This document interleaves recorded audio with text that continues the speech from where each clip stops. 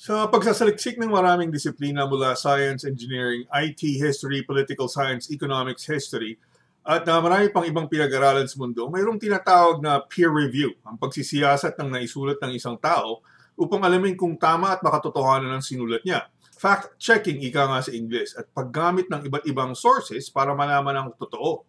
Sa isang interview ng GMA7 kay Dr. Lisandro Claudio, meron siyang mga sinabi tungkol sa martial law na bibigyan ko ng peer review. Ang first 28 seconds ng interview ay introduction.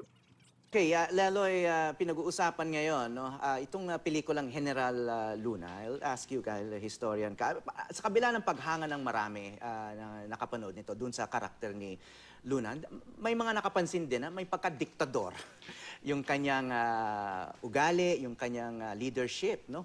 So parang may tendency talaga itong mga leaders natin na maging diktador at 70 years later, nagkaroon nga tayo ng official, formal dictatorship in the form of martial law. Well, fallacy of hasty generalization and oversimplification. Sa balat ng host na hindi ko kailangan alamin ng pangalan, mapapansin na sinisingit yung isang sine tungkol kay Juan Luna para ilagay yung framework o punto ng pag-uusapan. Si Juan Luna ay isang tinawag na diktador, kaya ang usapan dito tungkol sa diktador. Ang hindi sinasabi sa inyo ng host, oversimplification ang ginagawa niya. Kapag diktador si Juan Luna, may kasaysayan sa Pilipinas ng pagiging diktador. Kung ikaw ay isang idiot Aquino follower, tatanggapin mo na lang na totoo ang sinasabi ng host kasi hindi ka marunong mag-isip ng tama at hindi mo alam ang ibig sabihin ng oversimplification. Oversimplification ang paggamit kay Juan Luna upang ikumpara kay Ferdinand Marcos kahit walang koneksyon yung dalawang tao sa isa't isa. Maliban sa silang dalawa ay ipinanganak sa isla ng Luzon. Kung idiot Aquino follower ka namang mang, pagpipilitan mo na totoo ang kabobohan na ito. Kasi hindi mo naman kayang gumamit ng critical thinking, tuloy natin ang interview.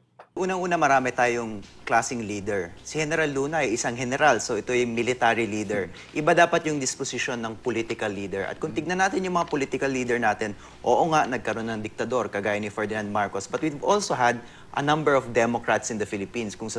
Kaya kung sasabihin natin, hiyang ang diktadura sa Pilipinas, actually masasabi natin mas hiyang pa ang demokrasya sa Pilipinas. Mali ang definition ng Democrats. Ang hirit ni Claudio tungkol sa leadership ay tama. Mayroong military leaders at mayroong political leaders. Ngunit yung paggamit niya na Democrats daw ang political leaders ay mali. Ang Democrats ay isang grupo ng mga politicians sa Amerika at iba pang bahagi ng mundo na ang paniniwala sa politika ay base sa pagrerespeto ng kalayaan ng isang tao at ang kakayahan ng taong ito na tahakin ang sariling landas ayon sa batas ng lipunan. Ika nga, ang mga Democrats ay liberals o kalayaan na walang batid at hangganan. Ang hirit ni Claudio na hiyang pa ang demokrasya sa Pilipinas ay stating the obvious o ang pagsasabi na alam na ng lahat. Siyempre, karamihan ng mga pinuno sa Pilipinas ay base sa demokrasya dahil ang Pilipinas, Republic of the Philippines, na ang namamahala ay pinili ng mga tao. So alam natin ngayon na wala silang masyadong alam sa political theory. Okay, so anniversary na September 21. That's the official anniversary, di ba? I mean, it wasn't really the exact date kung kailan na nag-umpisa yung martial law. But so, paano naging September 21 ulit? Kasi yung tunay na date ay September 23. Oh, actually, birthday ko yun, Howie. Okay. So, pinanganak ko nung... So, 21 is divisible by 7. And yung favorite number ni Marcos, kasi swerte daw, ay 7. Kaya binakdate niya yung declaration of martial law. Napaka-superstitious pala itong si Marcos, no? He believes in this kind of numerology. Okay. So, okay. Numerology, itong bahagi ng interview na ito, ilalagay sa isipan ninyo na mahilig si Marcos sa numerology, ang paggamit ng numero dahil swerte daw ito. So iniligay na sa isip ninyo na diktador si Marcos at pag-uusapan siya dito. At mahilig din siya sa mga pamahiin. Masama na raw si Marcos at kalokohan din ang mga ginagawa ni Marcos dahil mahilig raw siya sa mga pamahiin. Dapat ang maalala ng kabataan? Ano ba dapat ang itinuturo sa kanila tungkol sa martial law? Well, sa akin, malinaw ang dapat tinuturo sa martial law na ito ay panahon kung saan maraming nanakaw sa kaban ng bayan, maraming na-torture, maraming na-imprison na political detainee, at ito yung bumali talaga sa demokrasya at ekonomiya ng Pilipinas. So, medyo hard sila ito, medyo categorical yung sinasabi ko, dahil marami tayong problema ngayon relative sa mga sinasabi ng mga kabataan sa social media na hindi naman talaga nagbabasa tungkol sa kasaysayan. Definition of martial law. Ang problema ni Claudio dito sa hirit niya ay ang hindi pagbibigay ng kahulugan ng martial law. Hindi sasabihin ni Claudio na ang martial law ay may batayan sa 1935 Constitution at kayang gamitin ito ng presidente upang tigilin ang kaguluhan na nangyayari sa Pilipinas. Sasabihin ni Claudio na masama ang martial law at ito ang dahilan ng pagbagsak ng ekonomiya ng Pilipinas. Ito yung tinatawag na oversimplification or hasty generalization. Isa itong fallacy o ang pagsasabi na ang 1 plus 1 plus 1 is equal to 7. Mali ang impormasyon na ginagamit ni Claudio upang ipaliwanag ng lubusan ang martial law.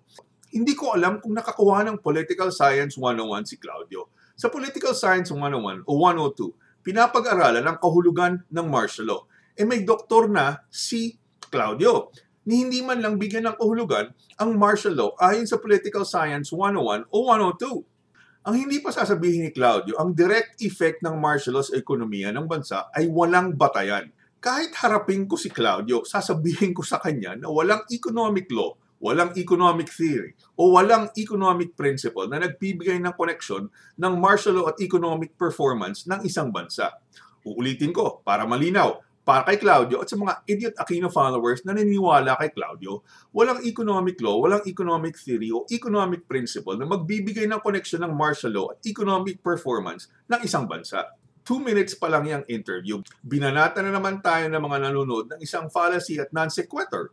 It does not follow na kapag nagtatag ng martial law ang isang pangulo, magiging masama ang epekto nito sa ekonomiya ng bansa.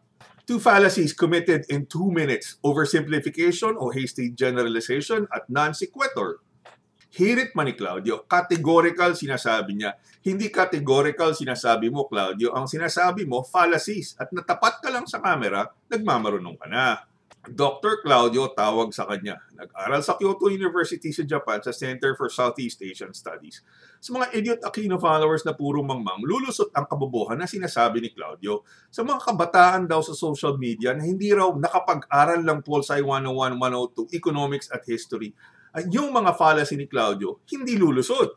Utuin mo mga Idiot Aquino followers na mangmang, Claudio. Ihaharap kita sa mga kasama mo sa Kyoto University. Yung mga hirit mo dito sa interview na 2 minutes pa lang ang haba, hindi lulusot.